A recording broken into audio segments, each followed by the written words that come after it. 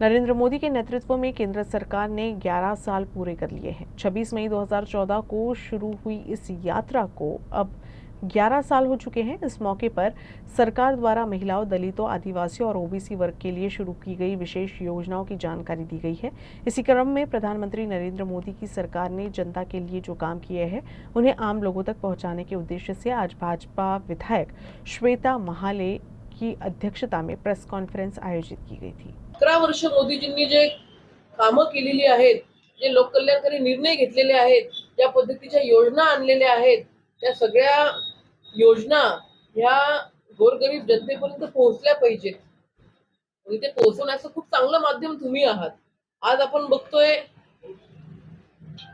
DBT त्या ठिकाणी आज आलेली आहे. सुरुवातीला जेव्हा डीबीटी नव्हती तेव्हा काय व्हायचं? जो खरा लाभार्थी आहे त्या लाभार्थ्यांपर्यंत जी त्याला अपेक्षित मदत आहे ती मदत त्याला कधी मिळूच शकत नव्हती.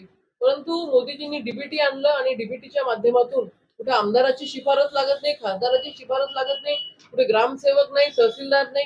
जो लाभार्थी आहे त्या लाभार्थ्याच्या खात्यामध्ये त्या ठिकाणी जी अमाऊंट आहे तेवढीच अमाऊंट त्याच्या खात्यामध्ये येते. 5 पैसे शिल्लक नाही आणि 5 पैसे त्या ठिकाणी कमी सुद्धा नाही.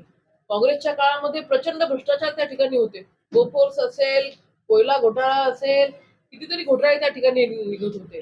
आज मोदीजींच्या कारकिर्दीमध्ये त्या ठिकाणी अतिशय पारदर्शक पद्धतीने कामकाज चालू आहे आणि हे कामकाज करत असताना सर्वसामान्य जनतेला केंद्रबिंदू मानून त्या ठिकाणी मोदीजी काम करत आहेत. समाजातील प्रत्येक घटकाला आपण न्याय कसा देऊ शकेल याच्यासाठी मोदीजी प्रयत्न करत आहेत.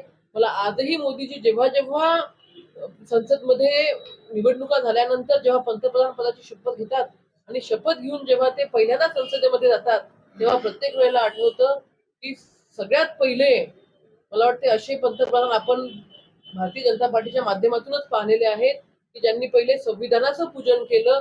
संविधानाचं पूजन केल्यानंतर त्या ठिकाणी संसदेच्या पायरीचं पूजन केलं आणि हे संसद भवन म्हणजे लोकशाहीचं मंदिर आहे आणि हे लोकशाहीचं मंदिर खऱ्या अर्थाने आपल्याला जर चालवायचं असेल तर संविधान सर्वोच्च मानूनच आपण त्या ठिकाणी हे संविधान भवन हे लोकशाहीचं मंदिर आपण चालवलं पाहिजे ही त्यांची भावना त्या ठिकाणी होती.